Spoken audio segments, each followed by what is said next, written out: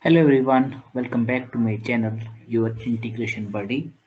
In today's video tutorial, we will learn how to build an integration using Anypoint Code Builder. In this integration, we will be loading data from MySQL database to Salesforce via MuleSoft Anypoint Code Builder. In this integration, we will be using environment specific configuration file, as well as we will be using the secure properties also. We will be deploying this integration and running it on our local machine. Let's get started. So here I'm using the desktop version of Anypoint Code Builder. To get this set up, you have to first install the VS Code, okay, and then you have to install the extension pack, Anypoint Code Builder extension pack. So you can see over here, I installed this Anypoint extension pack, and it installed all these 7 extensions here. Okay, so Anypoint Code Builder API extension is there, then there is API Kit extension. So similar to this, we have 7 Anypoint Code Builder extensions that will be installed when you install this Anypoint extension pack. Okay, so once you install this extension pack, you will see this MuleSoft symbol over here. So click on it. So now, similar to web IDE of Anypoint Code Builder, you will see these 3 options over here: design an API, implement an API, and develop an integration. So in this tutorial, we will be developing an integration. So we'll click over here. We'll be providing the name of the project. I can just say that DB migrate SFTC. Okay, and project location. So this is a project location. C users HP, and then I've created the MuleSoft folder. So it will be creating this folder in this location over here. C users HP MuleSoft. I'll just click on create project. Project location is up. Okay, fine. So I'll just select MuleSoft. Okay, create project. So see, it has created this project over here, DB migrate SFTC, and you can see this project structure as well. Under SRC we have main, and under that main we have mule, and then we have this DB migrate SFTC XML, then we have the resources folder, and we have test folder, and we can go and see the backend configuration as well. So we can see over here, C users HP MuleSoft, that is a project location we provided. Okay, and here you see that DB migrate SFTC project getting created. Okay, so I just clicked on this DB migrate SFTC XML, and you can see over here that this canvas is now loading. Okay, so in this Anypoint Code Builder, we can use this canvas to design our integration, and we can use this corresponding XML as well. Okay, to develop our integration. Okay, let this canvas load. Okay, and then we can get started.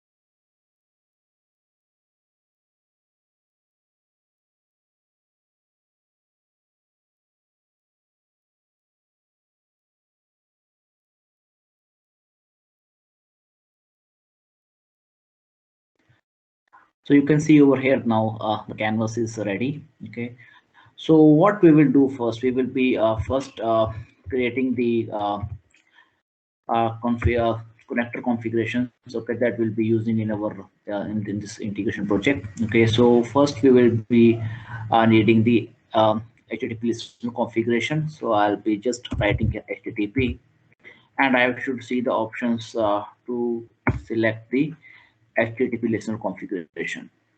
Okay, let it load. Yep, you will see over here, you can see this, we have to select this HTTP listener configuration if we want if we want to use built-in snippet. So so here you can see this box, right? Box symbol, it indicates that it is a built-in snippet provided by MuleSoft. It will be having some already pre-configured properties for you. Okay, you don't need to write everything from scratch.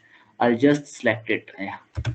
So you could see over here We have this name also, a name also pre-configured, name of this HTTP listener configuration, and then we have the host, and then we have the port over here. So this is the built-in snippet provided by MuleSoft, which has already have this pre-configured properties in it.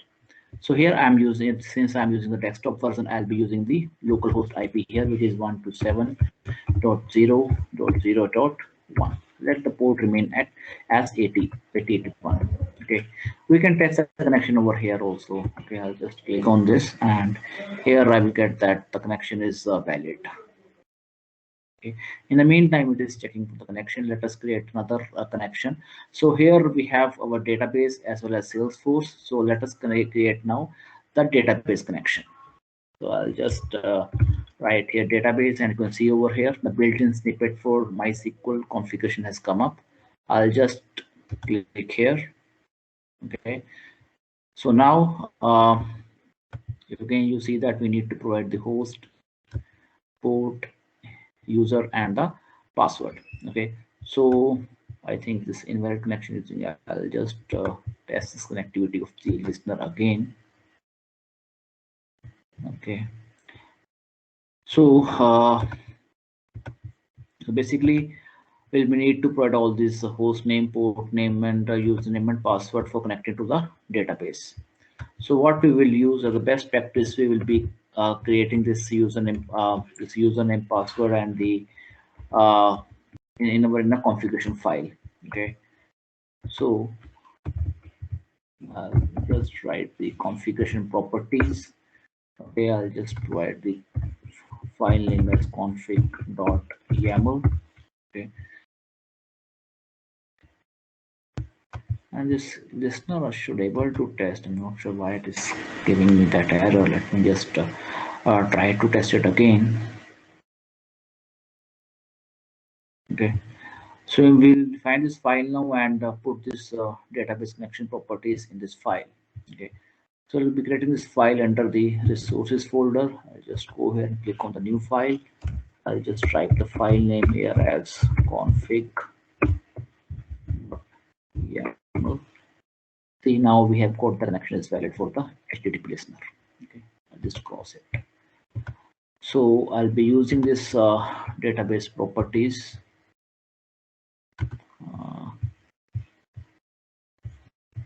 Just a second. Yep, here it is. So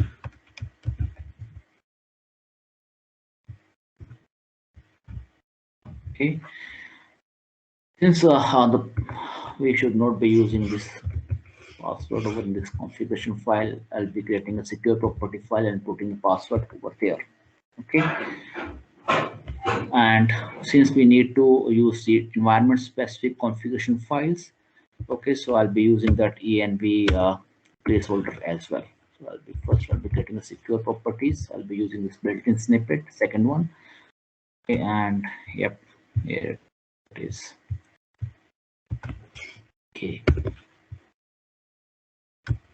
so I'll be creating the file which will be looking like this,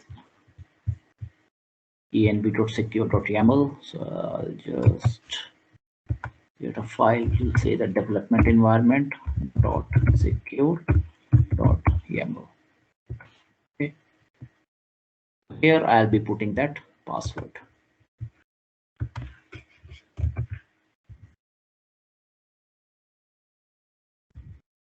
Since I have to encrypt that password, I'll be using the secure properties generator over here. I'll just use this key as integration to encrypt the password. So I have this password as MuleSoft. It's there. Okay, I'll just click on generate. Okay. So here it is. This is a encrypted password that I need to put in my input in my secure properties file.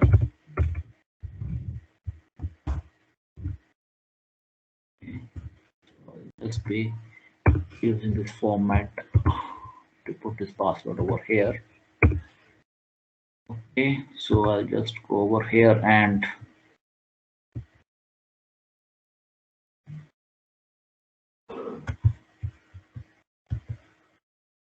in the password I'll just refer it by prefixing secure. Okay, and let's use the configuration XML also, environment wise file. Okay, so here in the configuration properties, I'll just prefix this. Okay, and I'll just rename this as well.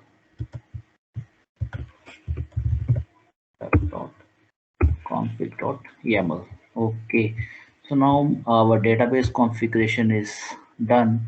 Okay, yeah, it's done. I'll just put this configuration properties about the database configuration. Okay, so now as part of this MuleSoft official documentation, we need to add these dependencies in the pom.xml in order to make our database connector work. Okay, so I'll just go to mule our pom.xml. Okay, and in the end I'll add that dependency. Okay, so this is the dependency you need to add. Okay, dependency. Okay, fine. And the second thing, I'll just scroll up. So here under plugin configuration, we need to add this configuration.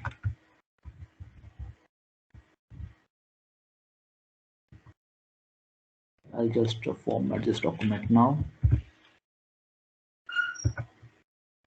Format it.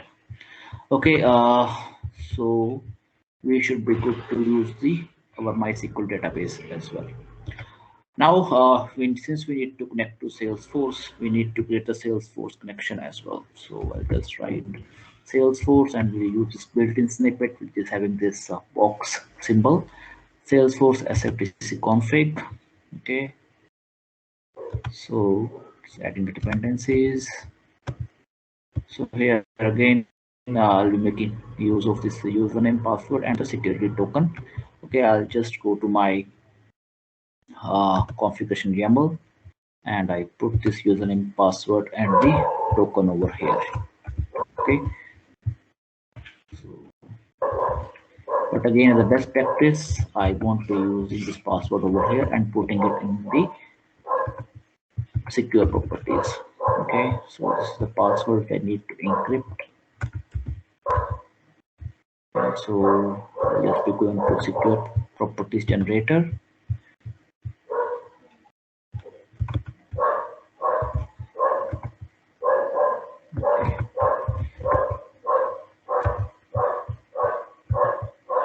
Over here, Salesforce password. Okay, so this format. Okay, and I'll just include it in the simple quotes. Okay, so now I go back to my XML and in the password I just put secure here. Okay, so we should be good now.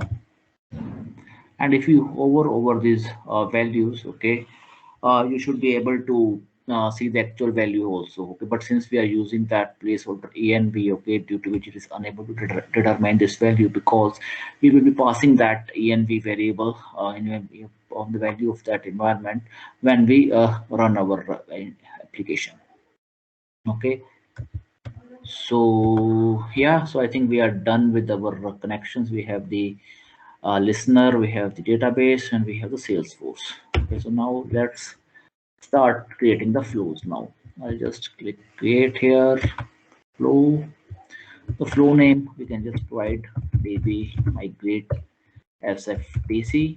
Okay, so first we'll be having the listener here, listener, http listener.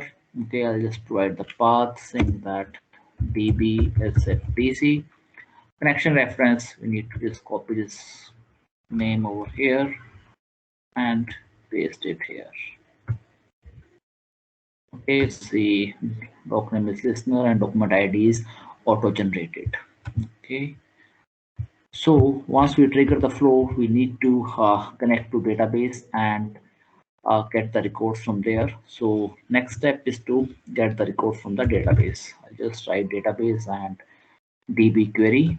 Okay, so this is a table from where we need to get the records. The table name is contacts. You can see over here there are around 100 records.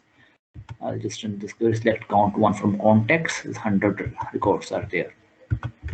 Okay, so what we will do over here, there are no db input parameters which I am using. Okay, I'll just remove this and select star from contacts.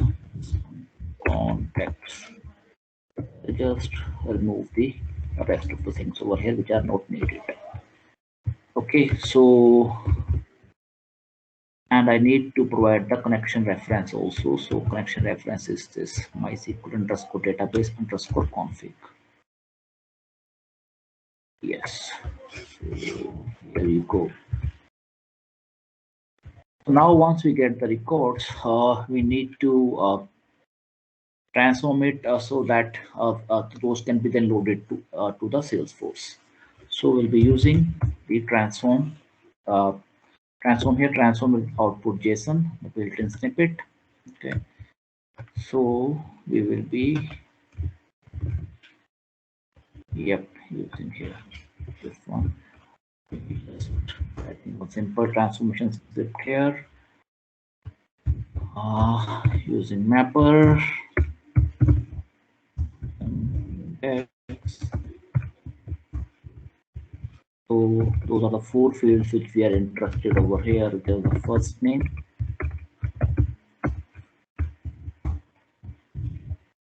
this is the lead related data. So we will be having the first name, last name,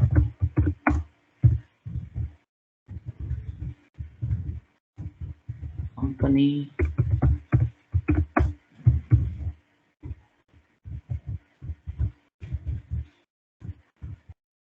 and the email.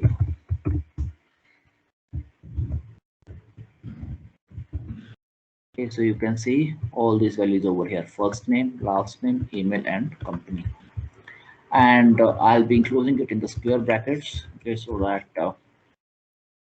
data can be loaded to the Salesforce in this format.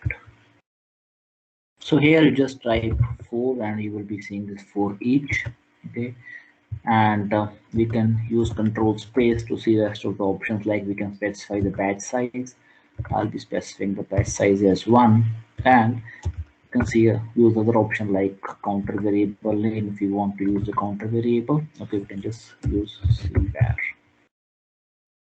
Okay, so here now we just type Salesforce create data. Okay, and we will create type will be lead because it's a lead data. Okay, so we're just typing lead, and the connection reference we need to provide this one, Salesforce underscore config.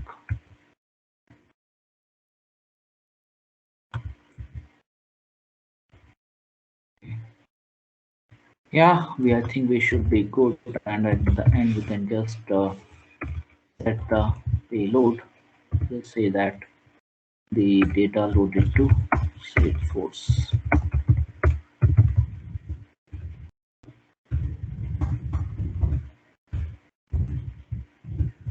Okay. So now where do we define this runtime properties of environment and the encryption key?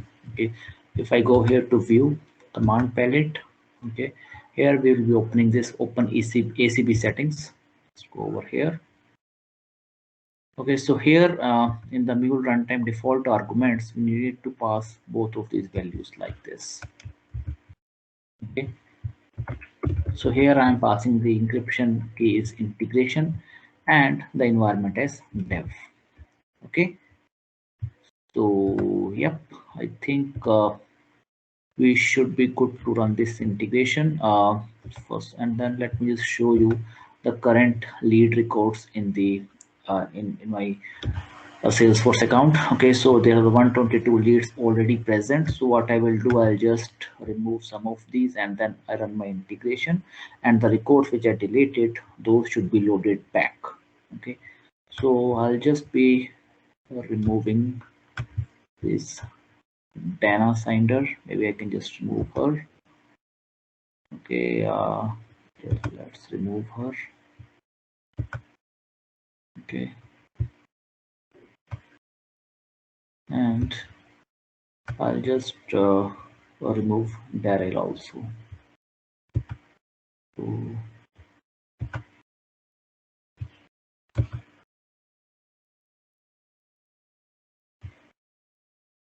I'll just take a screenshot as well.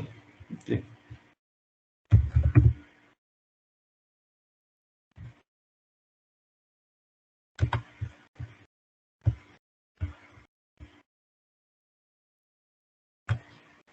And now there are 120 leads. If I just refresh this page,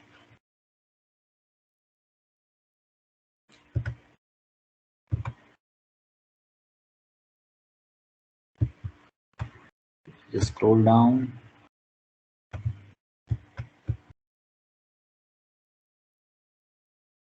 Yep.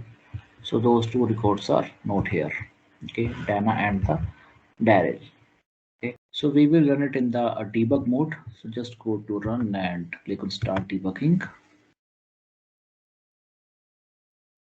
So like Anypoint Studio, you can see that we have the options to see the variable value. We have two options to see the watch, the call stack. Okay, and we have the breakpoints as well. Okay, so you can make use of this view button to see the problems output debug console terminal. So and from here you can launch a new terminal as well. So we will launch a new terminal once this application is packaged and deployed to our runtime. Okay.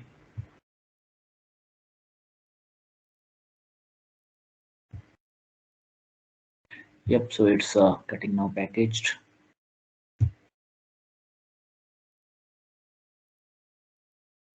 Yep. So now the application is deployed. Let's test it out. Go to terminal and click on new terminal. Okay. And we'll use this curl command. Test this application. Okay. So we have the localhost port and the endpoint. Let's press enter.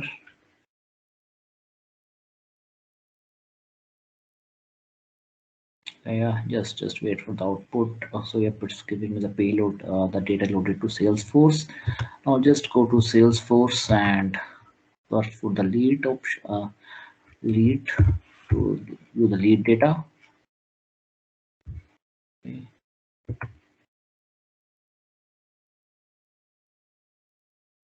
So now the two leads would be added back, and now the total leads have now become 122. Okay, so let us see the leads which have added. So let's scroll down. Okay, so I deleted these two leads, Dana and the Daryl. So Dana is back and Daryl is also back. Okay, so in this way we were able to load the missing leads into the Salesforce. So yep, that's pretty much guys for this session. That's what I wanted to demonstrate. So to summarize, we were able to load the missing leads from the database to Salesforce via Anypoint code builder. Okay, and we made use of the configuration files and the secure properties, as well as we pass the runtime arguments also. Okay, and how do we deploy this application to Cloud Hub? That I will demonstrate in my next tutorial. If you like this video guys, do subscribe. Thank you.